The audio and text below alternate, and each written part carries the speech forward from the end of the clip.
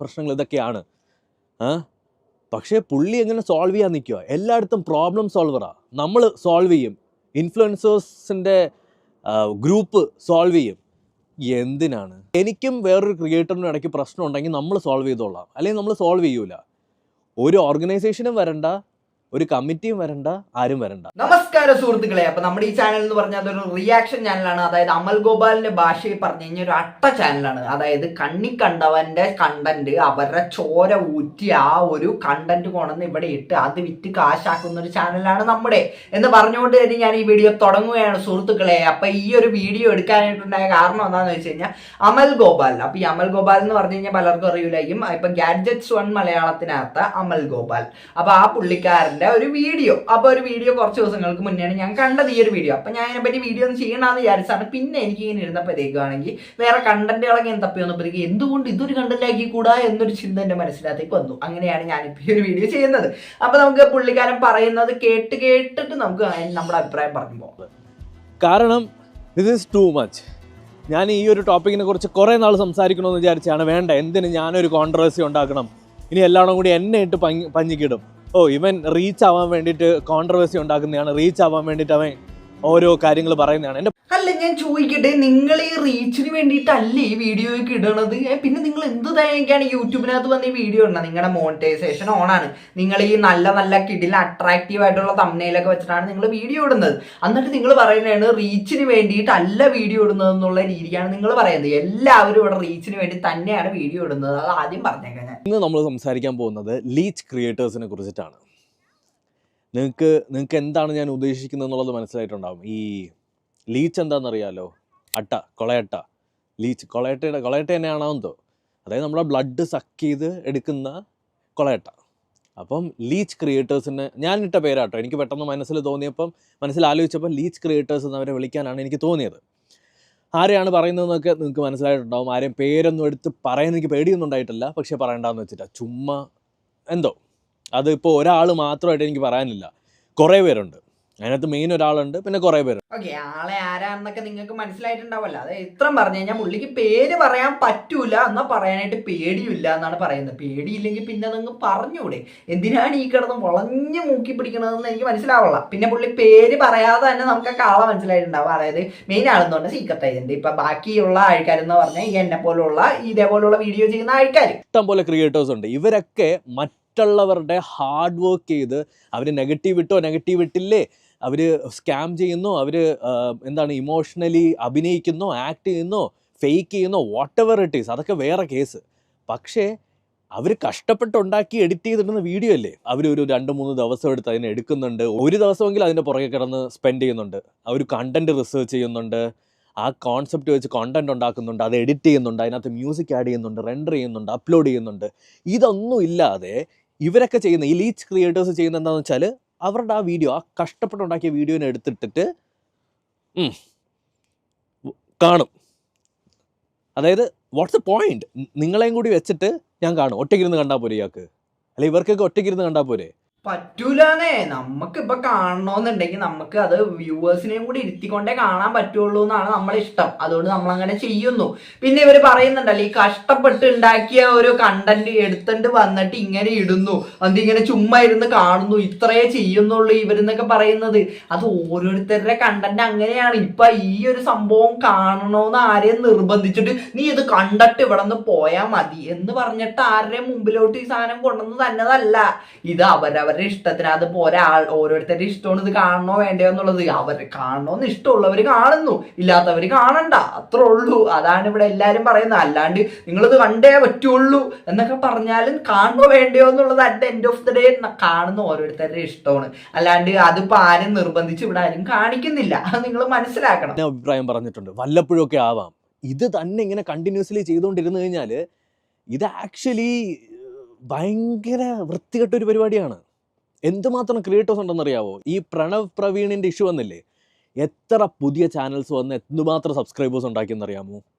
അത് നമ്മുടെ മെൻറ്റാലിറ്റിയും കൂടിയാണ്. നമ്മളിരുന്ന് കാണുന്നുണ്ടല്ലേ. അപ്പൊ ഈ പുള്ളി പറഞ്ഞല്ല ഭയങ്കര മോശം കാര്യമാണ് ചെയ്യുന്നത്. ഇത്രയ്ക്ക് മോശം കാര്യമായിട്ട് എന്താണ് ഇവിടെ ആരെന്താ ചെയ്യുന്നത്? ഇപ്പൊ ഉണ്ടാവാം, ഇപ്പൊ ആളൊരു കണ്ടന്റ് ഇടുമ്പോഴത്തേക്ക് ആ ഒരു കണ്ടന്റിനെ മൊത്തം വേറെ രീതിക്ക് ആക്കിയിട്ട് ഇടുന്ന പല ചാനലുകളും ഉണ്ടാവാം. അപ്പൊ ഉണ്ടാവാം അങ്ങനത്തെ ചാനലുകൾ ഉറപ്പായിട്ടും ഉണ്ടാവും. നമ്മൾ യൂട്യൂബ് നോക്കി കഴിഞ്ഞാൽ നമുക്ക് കാണാൻ പറ്റും അങ്ങനത്തെ പല ചാനൽ. ഇപ്പൊ എന്തെങ്കിലും ഒരു ചെറിയൊരു ആക്സിഡന്റ് ഉണ്ടായി കഴിഞ്ഞാൽ അപ്പൊ തന്നെ അയാളുടെ മാലയൊക്കെ ഇട്ടിട്ട് പല ചാനലുകളും വെച്ചിട്ടുണ്ടാവും. പക്ഷേ ഇപ്പൊ എന്റെ ചാനലിന്റെ ഒരു കേസ് പറഞ്ഞു കഴിഞ്ഞാൽ ഞാൻ ഈ ക്ലിക്ക് ബെയ്റ്റ് ആയിട്ടുള്ള തംബ്നെയിലുകൾ വെക്കാറുണ്ട്. റീസൺ നമ്പർ 2, ഈ ലീച്ച് ക്രിയേറ്റേഴ്സിൽ ഒരു ടോപ്പ് ദ ബിഗ്ഗസ്റ്റ് മാൻ ഉണ്ട്. പുള്ളിക്കാരൻ എല്ലായിടത്തും ഒരു പ്രോബ്ലം സോൾവറാണ്. അപ്പോൾ നിങ്ങൾക്ക് അറിയാമെന്ന് അറിയില്ല, കുറച്ച് നാൾ മുന്നേ നെക്സ്റ്റ് ജെൻ സിസ്റ്റം എന്ന് പറഞ്ഞിട്ട് ട്രിവാൻഡ്രത്തുള്ള ഒരു കമ്പ്യൂട്ടർ കടയും അവിടുത്തെ ആളും ഞാനും ഒക്കെ ഇൻവോൾവ് ചെയ്യുന്ന ഒരു കോൺട്രവേഴ്സി, ഒരു ഇഷ്യൂ ഉണ്ടായി. ആ സമയത്ത് പുള്ളി എനിക്ക് നമ്പർ തന്നു, ഞാൻ പുള്ളീനെ വിളിച്ചു, എനിക്ക് ഒന്നും ഓർമ്മയില്ല. ഞാൻ പുള്ളിയുമായിട്ട് സംസാരിച്ചു, ജീവിതത്തിൽ ആദ്യമായിട്ട് ഞാൻ സംസാരിക്കുന്ന അന്നാണേ. സംസാരിച്ച സമയത്ത് പുള്ളി എൻ്റെ അടുത്ത് പറയാണ്, ഇൻഫ്ലുവൻസേഴ്സ് ഓഫ് കേരള എന്ന് പറഞ്ഞിട്ട് എന്തോ അസോസിയേഷനോ ഫാൻസ് ഗ്രൂപ്പോ എന്തോ അമ്പല കമ്മിറ്റിയോ അങ്ങനെ എന്തോ ഒരു സെറ്റപ്പ് ഉണ്ട്. ഞാൻ ഇങ്ങനത്തെ ഈ ഓർഗനൈസേഷനിലും ഈ ഗ്രൂപ്പിലും ഒന്നും ഇല്ലാത്ത മനുഷ്യനാണ്. ഞാൻ ഇൻഡിവിജ്വൽ ക്രിയേറ്ററാണ്, അതിലോട്ടൊക്കെ വരാം. ഈ അസോസിയേഷൻ ഉണ്ട്, ഞാൻ അതിൻ്റെ ചെയർമാനോ ആരോ ആണ്.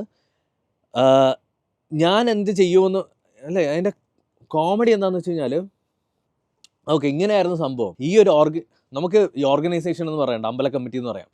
ഈ ഒരു അമ്പല കമ്മിറ്റിയുടെ സാന്നിധ്യത്തിൽ എന്നെയും ഈ നെക്സ്റ്റ് ജെൻ സിസ്റ്റം എന്ന് പറഞ്ഞിട്ടുള്ള ആളെയൊക്കെ നിർത്തി നമ്മൾ സോൾവ് ചെയ്ത് തരാം. ഇയാളാരാ, കോടതിയോ?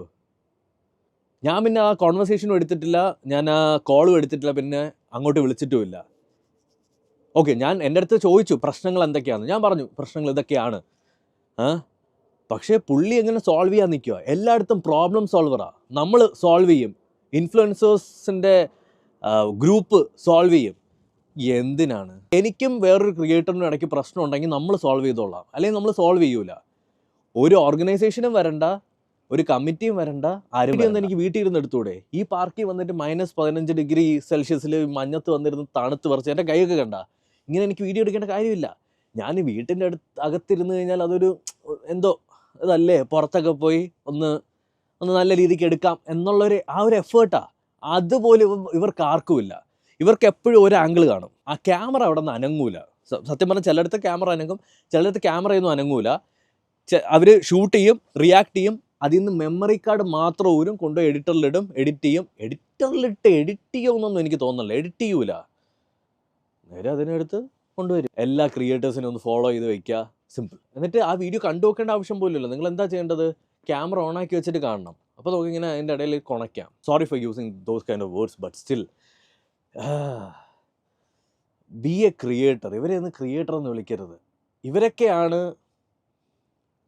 എനിക്കറിഞ്ഞൂടെ എന്തോ. ഇപ്പൊ കണ്ട എന്നെ പോലെ വീഡിയോ എടുക്കുന്നവരൊരു കഷ്ടപ്പാട് തന്നെയാണ് ഇത്. വീഡിയോ എടുത്ത് വന്നപ്പോഴത്തേക്കാണ് ഫോണിന്റെ ചാർജ് പോയപ്പോഴത്തേക്ക് ഓട്ടോമാറ്റിക് ആയിട്ട് ഇതുവരെ നമ്മൾ പറഞ്ഞതൊന്നും റെക്കോർഡായില്ല. അതൊരു കാര്യം. അപ്പൊ അതവിടെ നിൽക്കട്ടെ. അപ്പൊ എന്തായാലും ഇപ്പൊ ഈ ഒരു ഇതിനകത്ത് നമ്മുടെ സീക്രട്ട് ഏജന്റിനെ പറ്റി പുള്ളിക്കാരൻ കുറച്ച് കാര്യങ്ങൾ പറഞ്ഞു. അപ്പൊ അതിനെപ്പറ്റി എനിക്ക് പറയാനുള്ളതെന്ന് പറഞ്ഞാൽ, സീക്രട്ട് ഏജന്റ് ഈ യൂട്യൂബർ അസോസിയേഷൻ അതിന്റെ സെക്രട്ടറിയോ പ്രസിഡന്റോ എന്താണ് സംഭവമാണ്. അപ്പൊ ഈ ഒരു സംഭവം ആയതുകൊണ്ട് തന്നെ ഇപ്പൊ ഒരു പ്രശ്നം ഉണ്ടായപ്പോഴത്തേക്കും ഈ അമൽ ഗോപാൽ എന്ന് പറഞ്ഞ പുള്ളിയും അതേപോലെ ഈ നെക്സ്റ്റ് വേവിന്റെ അവരായിട്ട് ഒരു പ്രശ്നം ഉണ്ടായപ്പോഴത്തേക്കും അത് സോൾവ് ചെയ്യാനായിട്ട് പുള്ളി വിളിച്ചു.